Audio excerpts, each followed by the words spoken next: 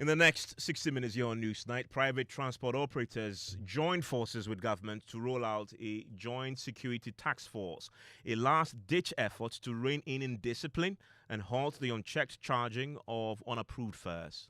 Calling on the Ministry of Local Government and the MMDCs to be able to decongest the city. For most of the traffic build-up, most of the passenger pile-up is as a result of the traffic build-up.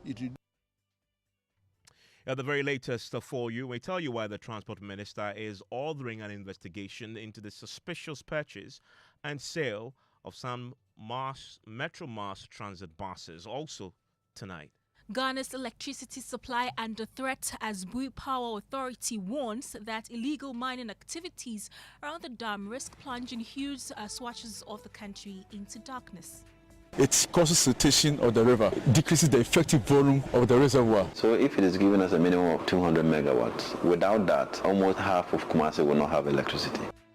Also tonight, Kumasi Metropolitan Assembly prepares for mass evictions in less than 24 hours along the Santasi Ahodwo Road to pave way for dualization project. They know the challenge. You can't find any free space for them to occupy. So we're trying to get pockets so that they can all go. They will go. I mean, you see. In business, competition in the oil marketing industry intensifies as another major player, Zen, drops price of petrol to 9 cedis 94 pesos. And in sports, Moroccan FA to take legal action with CAF and FIFA over Senegal's walk-off protest in the AFCON final. I want to join us with your views and comments here on Newsnight. 055-1111-997 is a WhatsApp line. My name is Evans Mensah. Mine is Gemma Apia. You have details after this. So live here on Newsnight is on Joy 99.7 FM. And tonight, private transport operators in Accra are joining forces with government to roll out a joint security task force, a last-ditch effort to rein in indiscipline and halt the unchecked charging of unapproved fares. The unions, which include the Ghana Private Road Transport Union, GPRTU, partly attributes the challenges bedeviling the transport sector to misconduct among some members, including the practice of charging multiple times for the same distance. After a closed-door meeting with driver unions and the Transport Minister, Joseph Bukari Nikbe, the operators say they are prepared to personally tackle the issue with support from the ministry. We'll hear from the union shortly, but first, I have been engaging frustrated commuters who say their daily commute has become a nightmare. It's past 9 a.m. On a Monday morning, and commuters are still in long winding queues hoping to get a vehicle to get to work. Let me get closer to some of the commuters who have been in the queue for a very long time and speak to them about this transport challenges. Thank you so much for joining us on the Joy News channel. How long have you been in this queue? How many minutes? Oh, about 30 minutes. About 30 minutes. Yeah. Na situation oh, every Monday there's every Monday everyone they are no so sometimes we don't want 40 minutes on road so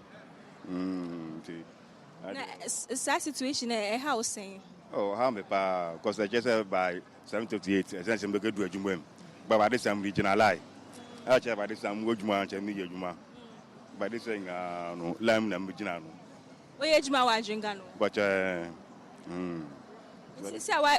why you late? I'm late pa on my late because at 30 minutes I'm doing no me I can't just go juma time na also udre juma oh I just by 18 the same go juma but it's na ya bono still regional lie. What time do you have to get to work? Normally, I'm supposed to be there around 7:30 to 8. I must be there. And it's past 9. You're still in the queue. Yeah, because of transportation issues. So we don't know. We can also fly, but obviously we have to wait for the transport.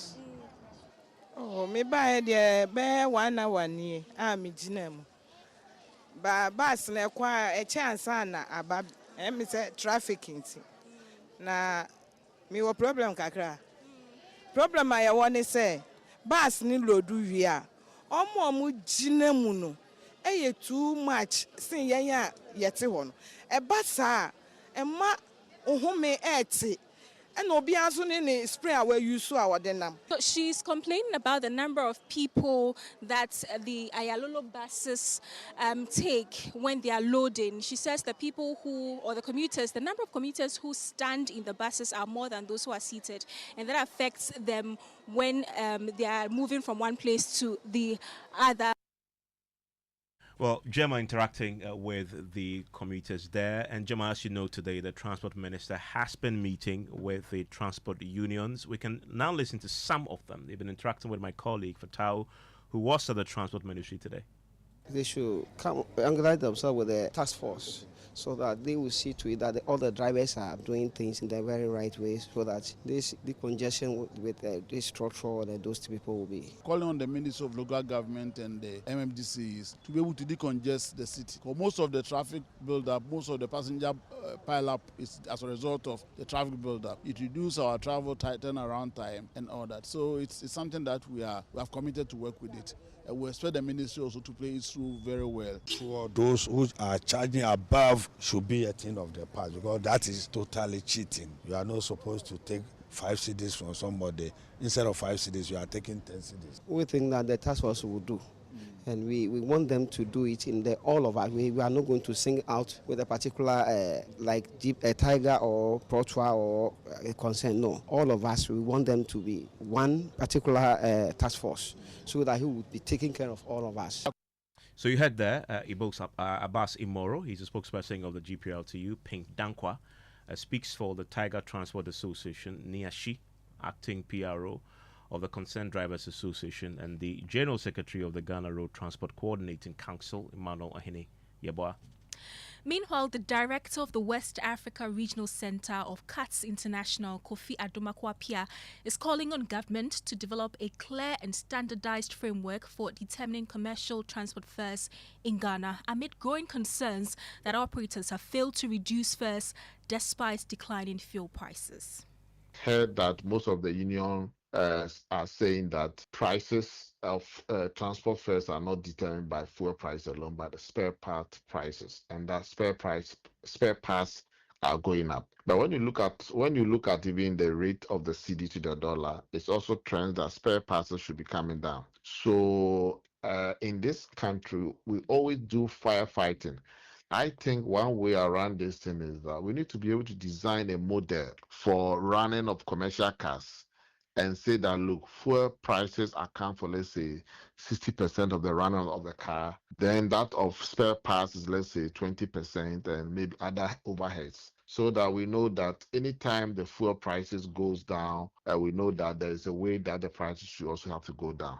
Until we do this, car owners, unions, and drivers will always find way around it and always abuse the consumer. Well, I want to bring in now Emmanuel Ahene Yeboah. He's the General Secretary of the Ghana Road Transport Coordinating Council, and he joins us on the line right now. He was at the meeting. Emmanuel, thanks for your time here on Newsnight. We're hearing tonight about a joint effort to have a task force. Tell us more. Thank you very much. I'm sorry, your voice is too far away. Can you hear me? Is it better? I think it's better this way. Good. Tell me about this joint task force that I understand the operators are going to be forming together with yourselves and the ministry. Thank you very much, my brother. I think as it used to be some years back, the union, especially the GPIT, had some guards which were policing the drivers' activities. Out of late, because of liberalization of the operations, you don't see them any longer. But the situation we have on our hands has necessitated that we find a way of reorganizing this task force to be able to implement all the things that we have planned to do. So for now, that is a decision that we are in a few days from now, we are going to make sure we implement the task force regime so that we can police the operations along our corridors, what they are doing in terms of overcharging and all that. So that's what we are trying to do. And break this down for me when you talk about the task force. How are you constituting it? Who are the members of the task force?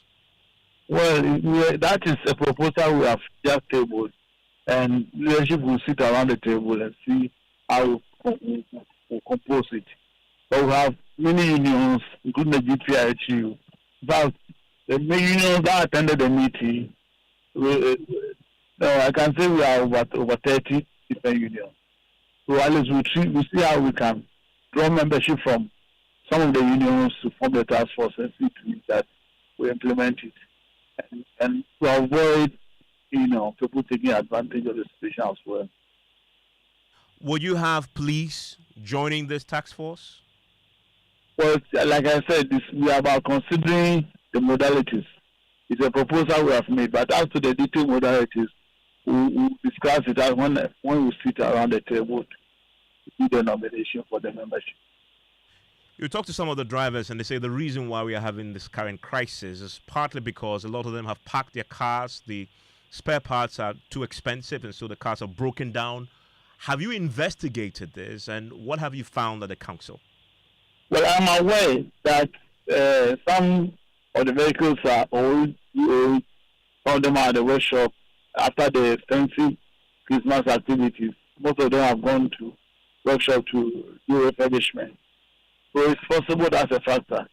But I can't say on authority that maybe spare parts would force someone to park his or a vehicle, So I don't think those is a concern too, but I don't think that's one of the main issues.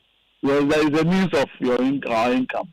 So whatever it is, once we need to go on the road and make our livelihood, I don't think it is a justifiable reason to say that because of spare parts we are parking away. While I have you, let me ask you. We've seen fuel prices at the pumps dropping.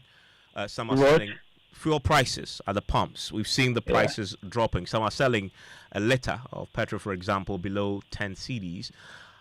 Is there a conversation about drivers possibly considering a reduction in fares in light of what we are witnessing at the pumps? Well, I see as a practice, beginning of every year, by the first quarter, we meet as a group, the Transport Ministry and the Operators Fund. We meet and look at the numbers. That is the fuel prices, the spare parts prices, our assembly levies, income taxes, and all those things. We put those things together and to determine whether there's a justifiable cause to increase it or to reduce it. But we are in today, number 19th January. We are yet to end the first month. So maybe by the end of the second month, we'll be able to meet and look at the numbers. And if there's a need for us to do reduction, we'll do that. If there's, we think the what we have come so far is good, we maintain it. Mr. Ohini here. I want to take you back to the talk about the task force. How soon are you going to put together the modalities to get them to work? It won't be too long. We are looking at it by the end of this week. We should be able to talk about it positively. Thank you very much. Emmanuel Ahineyebwa there is the General Secretary of the Ghana Road Transport Coordinating Council in Gemma. We have Fatau in the studio with us because he covered the that meeting for us. And Fatau, the sector minister, has also been interacting with you. Exactly. He's been talking about some suspicious activity, I believe, at the Metro Mass.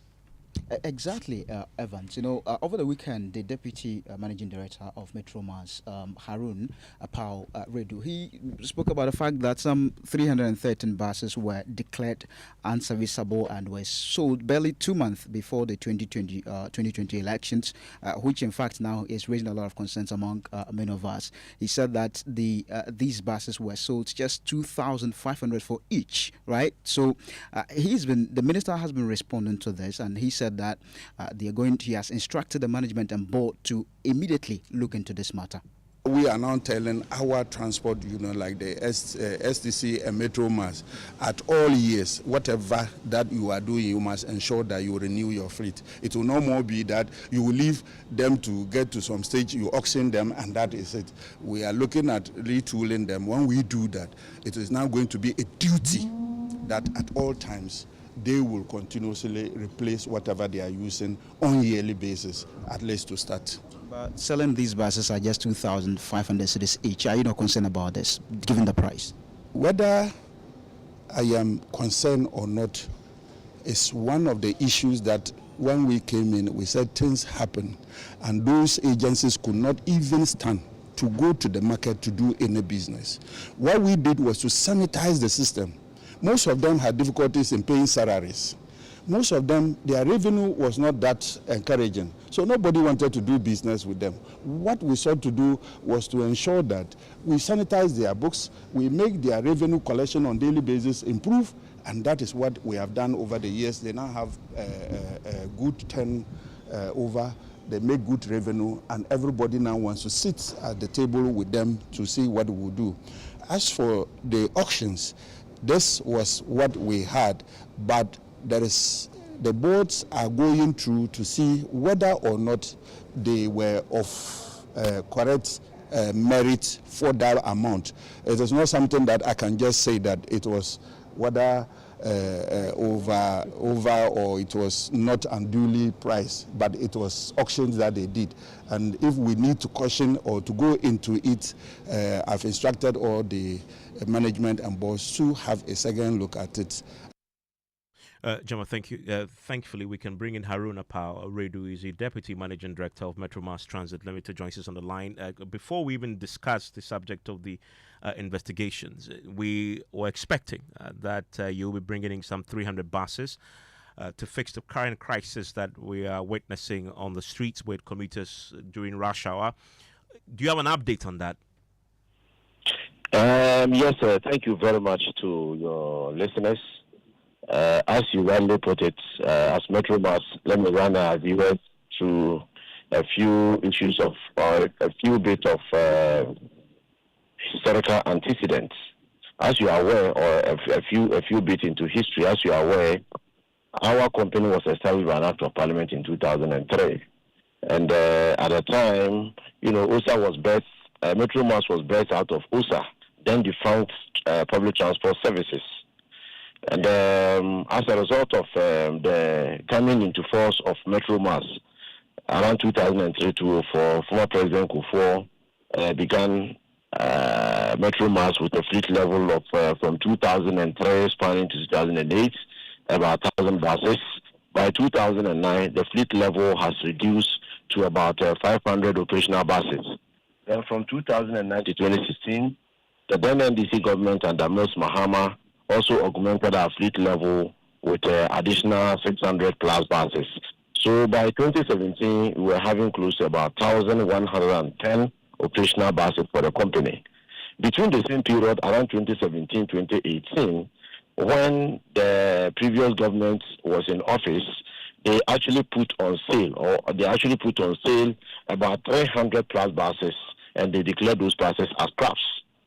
Then, exactly 2 months into the election of 2024, around October, again, the previous government put 313 buses again on scraps, and they sold it to some persons and individuals at the time. Now, coming back to your issue, this has really affected our fleet level. And as we speak, we are routing all-time low fleet of buses in the history of the company. We are currently routing just about 115 buses across Ghana. About 90 buses are at various levels of repairs. 197 buses have been declared unserviceable due to poor maintenance culture, lack of supervision, and poor management system at the time. Currently, as we speak, surprisingly, my brother, even though we are routing the lowest ever buses in the history of the company, this is also the moment we are recording or generating the highest ever revenue in the history of the company. Well, Harun, to the point, when are you expecting the new buses to come in? So that's what I was coming. So with this glaring achievement and performance, His Excellency the President has come in and has stepped in to retool the company with about 300 buses. And these buses are of Isuzu brands. And currently the buses are sailing to Ghana. We are expecting these buses to get to Ghana by the last quarter of February. By first week of March, the supply of the buses have been staggered into 3 phases. The first phase of funding will arrive by first week of March, and the president will receive it on behalf of the people of Ghana, and he will then transfer it to Metro Mass for us to fully operate it. The other stretch or the other leg of the 100 supply, now I told you it's in 3 phases. The other leg, we are also expecting the other leg around June, July. Then the last 100 completing the 300 supply package will also happen around somewhere September this year. So if all things being equal, by September ending, the President, His Excellency, would have retooled the company with about 300 buses Isuzu brand of 29-seater. Within the same framework, His Excellency, the President, is supporting us with Toyota His buses 15-seater, about 200 pieces, then Costa buses 100 pieces, within the same financial framework. So if all things being equal, we are expecting that by the close of the year, the government would have retooled the company with not less than 500 buses. And how much will this and how much will this cost us? Say again? How much will this cost us, this retooling? Well, I don't have the figures of it. But I can confidently say that these are buses which the company is going to work and pay for it. And mind you, this framework did not come with any LC, no bank guarantee, no insurance guarantee. Government actually laid down the necessary platform or the environment, ably supported by the Ministry of Finance to give us commencement authorization and Public Procurement Authority to give us the procurement method, so we'll be able to go through the whole system. And with this package, the vendor or the investor or the person who has been contracted to do the supply will take care of the first year comprehensive insurance of the buses. It doesn't come at a cost to government of Ghana. It will not come at a cost to Metro Mass. Subsequent comprehensive insurance for the machines will then be borne by Metro Mass. So as a result, as it stands now, currently I can confidently say that if all things being equal, we should be expecting our first fleet of the 300 compacts, or the first phase of the 300 compacts, within the month of March. And very quickly, we had the Transport Minister say that he also wants an investigation into the sale of the buses you described as scrap. And you have suggested that some were sold as low as 2,500 cedis. When is the investigation beginning? What will be the scope of that? And when do you hope to wrap up? Do you have a timeline for that? Yes, I'm aware that my minister has put together a committee, which our office has been duly notified.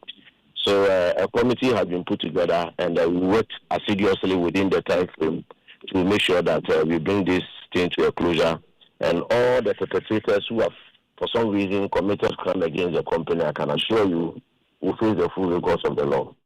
And that there is Ahodwo Road, is the Deputy Managing Director of the Metro Mass Transit Limited. And Gemma, as we've been talking about this particular challenge, some commuters frustrated by what is happening, they appear to be taking the matter into their own hands, and some drivers have been assaulted. The Interior Minister is not happy with this, and he's condemning some of the actions. Well, we've been speaking to the minister, who has disclosed that he has directed the Ghana Police Service to launch a full-scale investigation into the incident and submit a detailed report. And I can assure the workers, not only Minister of Energy or ECG or others, that every single Ghanaian that is maltreated will make sure that the right thing is done. Because we just don't recruit you and give you uniform and arms to molest our citizens. I've said that a number of times. So yes, we want you to keep the system safe, but we don't want you to use it as a license to molest innocent citizens. And because of this, we are even coming up with the independent complaint commission for all the services, so that ordinary citizens can make a complaint in a very fair and easy manner without necessarily the difficulty that we currently have. And that there is Muntaka Mubarak. He's the Interior Minister. And you're still live here on Newsnight. It's on Joy 99.7 FM. My name is Evans Mensa. Mine is Gemma Apia.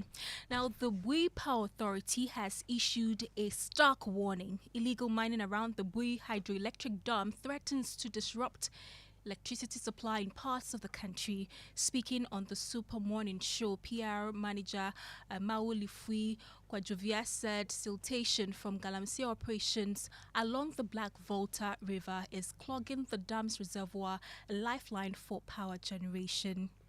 Well, we'll hear from him shortly, but first, here are excerpts from a Joy News Hotline documentary by Nanaya Ojima, which exposes how the nation's energy security is being choked by environmental destruction. A Joy News investigative team set out to gather evidence of illegal mining along the dam. The team made a 30-minute journey on a boat to one of the communities notorious for illegal mining.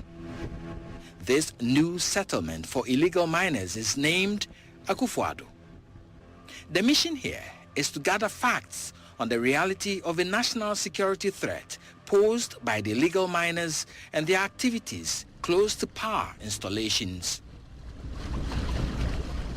Even before the boat will dock, the noise from the Shamfan engines is heard about 300 meters from the mining area.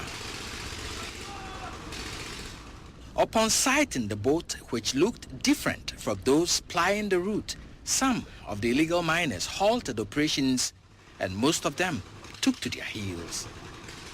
Others threw caution to the wind, perpetrating the illegality with impunity.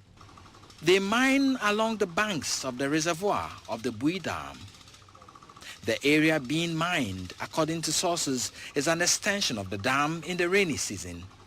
Here, the mining operations mainly involve the digging of small pits about 4 to 5 feet deep and the same size wide. Simple tools like hoes and pickaxes are the main tools deployed for the activity. From the soil dug, they wash for the precious metal. With some fan machines, they pump water from the dam to wash the sand for the gold deposit. This wastewater is diverted back into the dam, leading to the siltation and pollution of the dam. Acting Deputy Chief Executive Officer of the Bui Power Authority, Samuel Nimakubuatin, says the menace is causing siltation of the dam's reservoirs. When the Ganse activities is done, especially upstream, what happens is that it causes siltation of the river. That decreases the effective volume of the reservoir.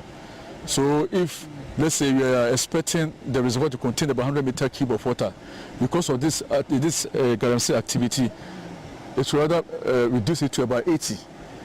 And then when it reduces to 80, it means that you have limited amount of water to generate power, and that will affect the power generation.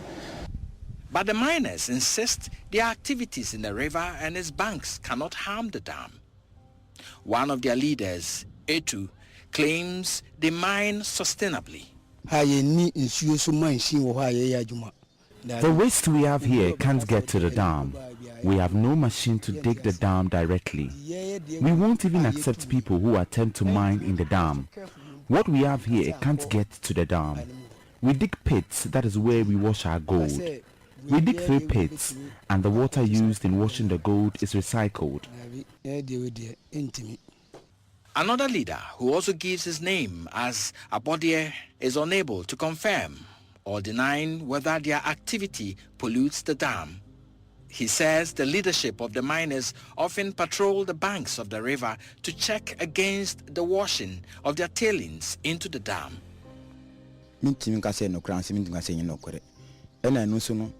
I can't admit or deny the allegations of washing our tailings into the dam.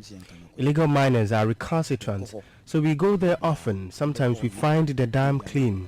On other days, we find wastewater leaking into other places. We fight our people for this behavior.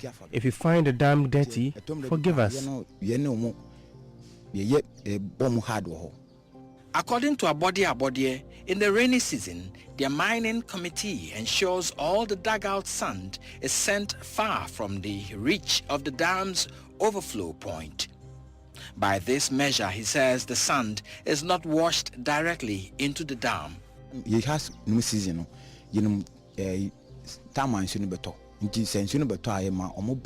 When the rainy season is due, we make them pack the dugout sand from the reach of the dam's overflow point, so we don't get any issues. By this, it doesn't wash back into the dam. This is where we get our daily meals, and we cannot destroy the area.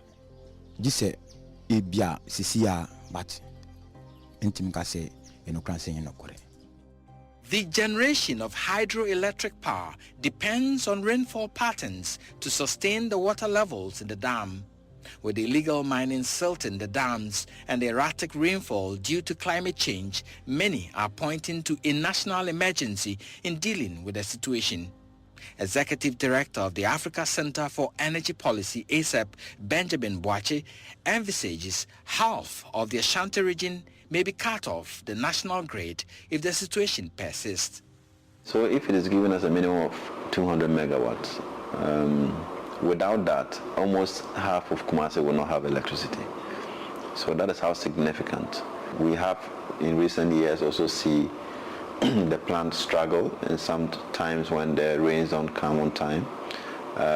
So if we keep mining at the banks or in the river, it's actually going to worsen the situation. It's going to get to a point where we may not have enough water in the river or in the dam to generate electricity from the middle belt. So we can now hear from the PR manager, Mauli Fui Kwajovia. The activities of illegal mining around the Bui area is having adverse effects one way or the other on our plants. You'd notice that those involved in illegal mining are doing that upstream of the Bui reservoir. Now, it's important to note that hydropower generation depend largely on the reservoir. So the activities of illegal miners upstream the dam causes sedimentation one way or the other, which will have adverse effects on our plants in terms of the cavitation, erosion of the turbine blades and all that. So this is one critical issue that we are challenging as an authority, and we are looking to continue all efforts that we already garnered in terms of fighting the menace within the enclave. Right from the documentary, it was stated that we have a security task force based at the Bui generating station, and that task force is made up of the Ghana Army, the Navy, the Ghana Police, and then the Bui security itself. And this task force are well resourced by us at the Bui Power Authority to fight galamsey, and beyond that, we've extended help to our the two coordinating councils, i.e. the Savannah and then the Bono coordinating councils as well, in terms of supporting them with vehicles and fueling, resourcing those vehicles in terms of to increase the patrol and to strengthen their activities of illegal mining. Well, let's bring in Darrell Bosu, who's a Deputy National Director of Arocha Ghana Environmental and Non-Governmental Organization. They've been very active on the ground, leading the fight against illegal mining, using civil society tools. Darrell, thanks for your time here on News Night. Give me a quick reaction to what we're just learning from this documentary now, that we now know that the Bui Power Dam itself, it's now at risk of potential significant damage from illegal mining. Good evening to you, and I must say that the issue of illegal mining in the Bui reservoir is one classical case of our failure to deal with the menace resulting in this kind of situation that we are facing. One would have expected that, considering the fact that this dam was built within a national park, we have expected some sort of protection given to it over the years. But I think maybe due to poor planning, and we're not setting what to call a buffer zone and ensuring that we strictly manage that area to exclude all illegal encroachment. That's how come we are faced with this situation. So I believe that if we really want to address this matter, we need to be much more brutal, decisive, and deal with it. Because if you listen to some of the commentaries from the people engaged in the mining and those on the ground, I heard one say that if you arrest him 10 times, he's going to come back. That means that our strategies to deal with it are not sufficient. And despite the fact that we have some law enforcement agencies on the ground, I don't think it's yielding the desired results.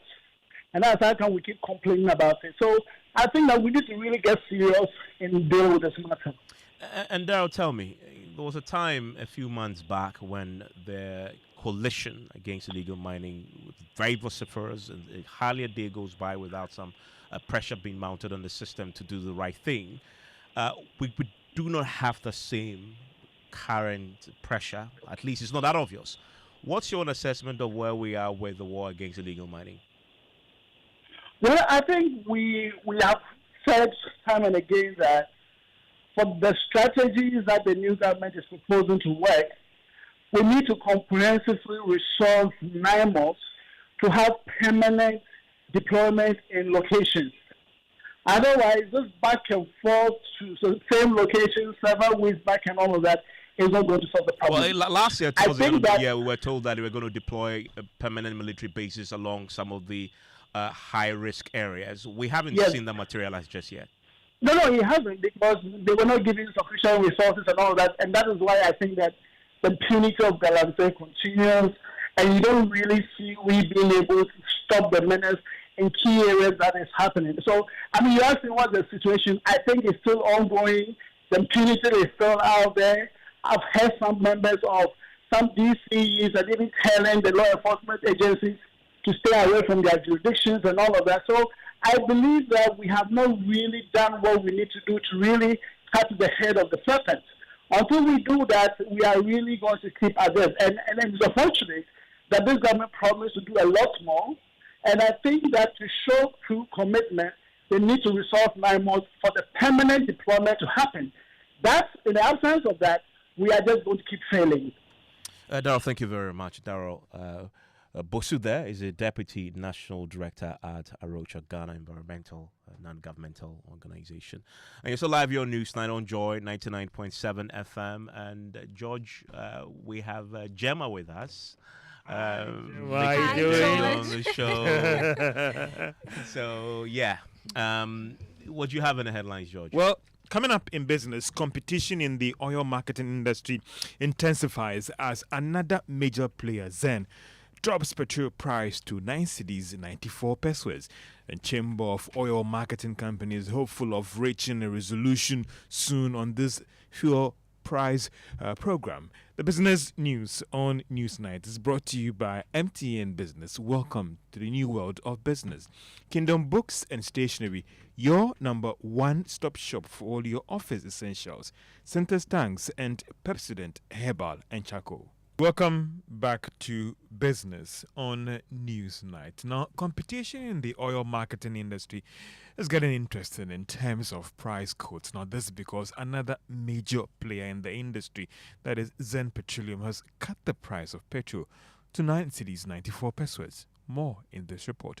The quote by Zen Petroleum may be one of the lowest so far by a major oil marketing company in the country. The price war, which started between the market leader Star Oil and the second biggest player Govt, is now spreading to other major players in the industry. First, it was Allied, which cut its price to 9 cedis 95 pesos at some of its service stations across the country. Zen, which can be described as a major player, has also gone down. For this pricing window, the price floor is 9 cedis 80 pesos, so there are strong indications that some oil marketing firms could go down further. Even though we have seen 1 or 2 smaller players go below what has been announced, their market share is not significant enough for the impact to be felt on the market. What this price war has shown is that these firms can indeed go lower than what they initially advertised, and that competition can go a long way in reducing prices at the pumps. All these developments have been influenced by the cedi's sustained appreciation against the dollar.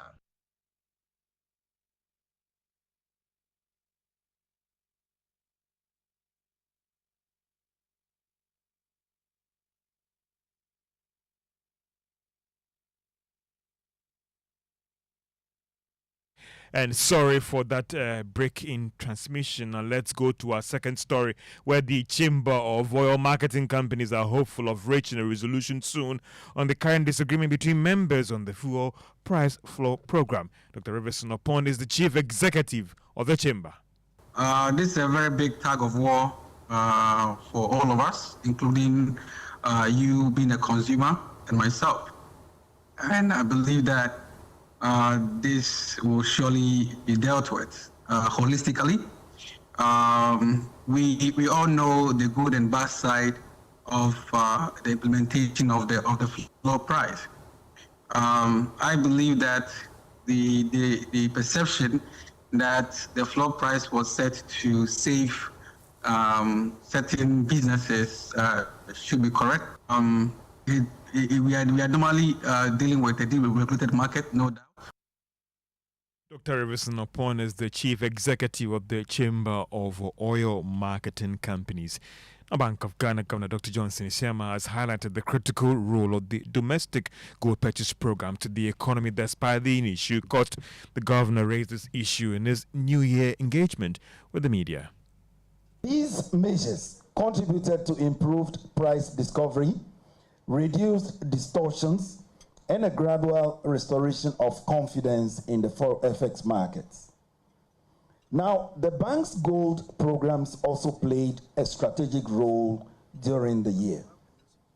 Through the domestic gold purchase program, external buffers were strengthened, FX pressures were moderated, and confidence in Ghana's external position improved. As a result, gross international reserves rose to over $13.8 billion, equivalent to approximately 5.7 months of imports cover. This was historic. And that is the governor of the Bank of Ghana, Dr. Johnson Isiama. And that's all for business on News Night. And Joe, thank you very much. We can do sports now. Evans, in sports, did you watch the game yesterday? I don't know whether to say I enjoyed the fact that Sadio Mane obviously led his team to another AFCON victory, or to be sad about what this means for African football. Today he's been the #1 subject on Talksport, and it had been condemnation. Okay, so we woke up today and there have been a lot of statements by FIFA, the Moroccan FA, and also the Senegalese FA. So the Moroccan FA Federation, they are saying that they've announced to take legal action with both the Confederations of African Football and FIFA regarding the stoppage time in play during the final of the 2025 Africa Cup of Nations.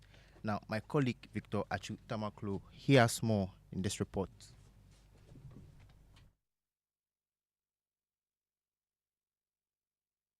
There's a man who's got all the mental strength in the world, maybe lost a yard or two of pace, Sadio Mane, but he inspires an attack. Senegal thrust forward. Pop game! Sensational!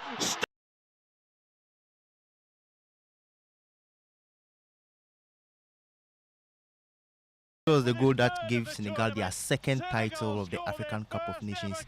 They are just too shy of Ghana, who are still waiting to win it after over 40 years. So that's it for sports events. Well, reliving the moment there in the background, and if you missed it, I'm pretty sure you can catch it on many social media platforms. What happened yesterday? I don't know, Gemma, if you love football, do you? Not really. Not really, okay. Yeah. But you must have heard about what happened yesterday, the drama of it all. Riding, chasing one ball. Yeah, I remember that advert. And what happened in 2010? No, you have no idea what it means to some of us football. You know, it can be the difference between happiness and utter misery. Anyway, so live your news night on Joy 99.7 FM. Now, Joy News is learning tonight that an acute lack of funds has left the District Roads Improvement Program DRIP crippled. The agency is now sounding the alarm, demanding over 2 billion cedis to repair and maintain roads across all 276 districts. And the program's coordinator has disclosed he inherited the program lacking clear structure or planning. Well, Edwin Ni Lante Vanderboy has been speaking to Mami Isi Nyamiche Thompson on this.